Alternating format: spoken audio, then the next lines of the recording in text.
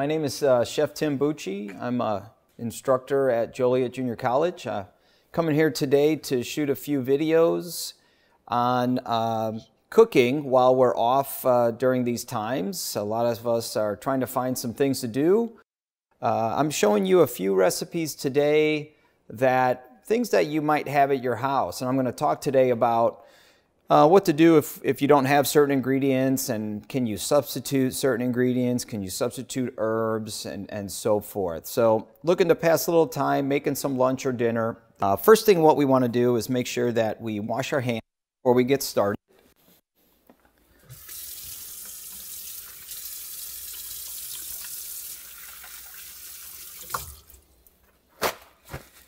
Okay.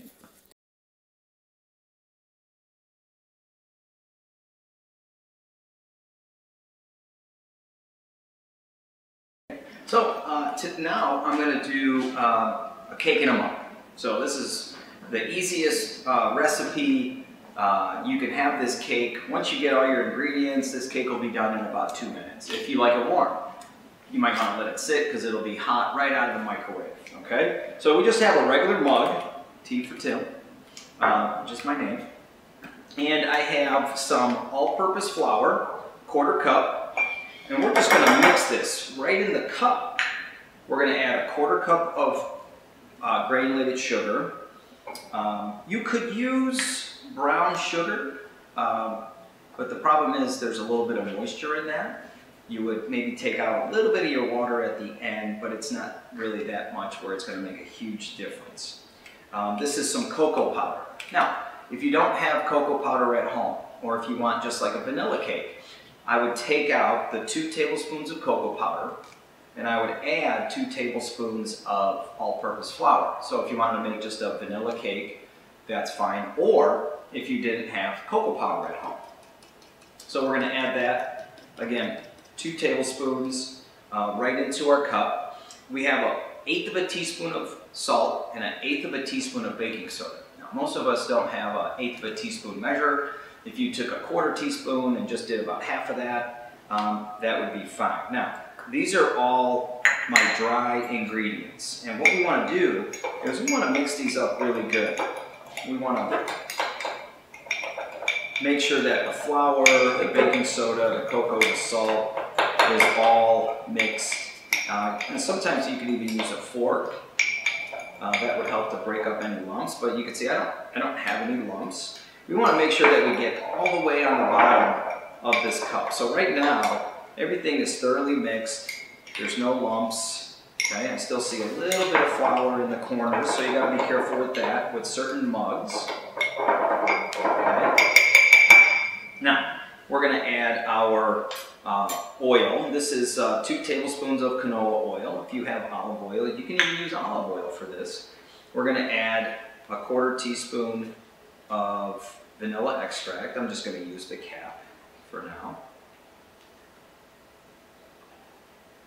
I have 1 tablespoon of water and 3 tablespoons of milk. Now, you can also use all water if you wanted this cake to be vegan, okay, which it could be, and it's not going to make that much of a difference. The milk does give it a little bit of fat, a little bit of flavor, or you can use all milk instead of water. Okay, so we're just going to add the milk. And now, we're just going to mix this, again, right into the mug. Make sure you get in the corners. And the nice thing is, anytime I make a batter, I always add the liquid to my dry anyway. So that is pretty much kind of how we're making this. Can you mix this too much? Yeah, you could over mix it where, you know, you don't want to make this cake too tough. So you want to be fairly quick about it. Make sure there's no lumps of flour or sugar mixture in the corners. So make sure you kind of go through that. And if you do see a little bit of lumps in there, that's okay, all right? Now, some things that we can add to this. These are some blackberries that I cut in half. I just have these at home. If you have blueberries, raspberries, you don't have to add any berries if you don't want to. You can even cut up some strawberries. So I'm just going to add a few cut up blackberries. Raspberries would be great. Not everybody has berries at home right now. It's not really the season, but these are some chocolate chips. We can add some dark chocolate chips. We can add some white chocolate chips. If you wanted to add some nuts to this, and I'm just gonna just lightly press those in. Now, what we're gonna do is we're gonna put this in a microwave.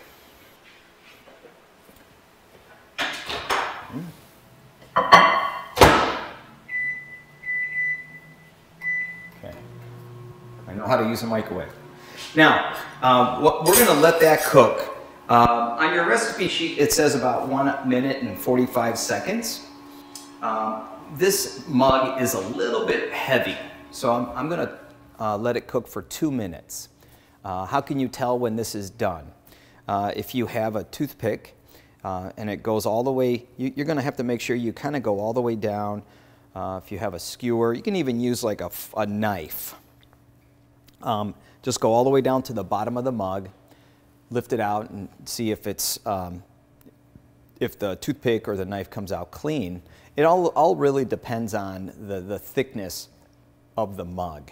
And this mug is a little thick, so that's why I let it go for 2 minutes.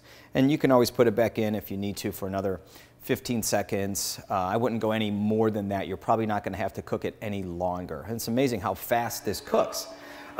So again, you can take out the cocoa powder and add 2 tablespoons of all-purpose flour to it. And most of us have all-purpose flour. I wouldn't substitute bread flour for this because it might make it too tough because it has more protein. If you have, say, cake flour, you can substitute cake flour for the all-purpose flour. It would be a little bit more tender because cake flour has less protein than all-purpose flour. All-purpose flour is kind of this all-purpose flour that you can use for cakes and biscuits and other pastry items. It makes okay bread. It doesn't make great bread, okay? I added some berries and some chocolate chips. You can add other chocolate chips. You can add butterscotch chips. You can add white chocolate chips. You could add caramel chips. They sell caramel chips at the stores, or some of you might have them at home, or you might have pecans. You can add some pecans to this. All right, our cake is done. Be careful, the mug might be hot. Okay, we're going to look at this. And what I'm just going to go ahead and touch that. That looks, to me, that looks done. Now,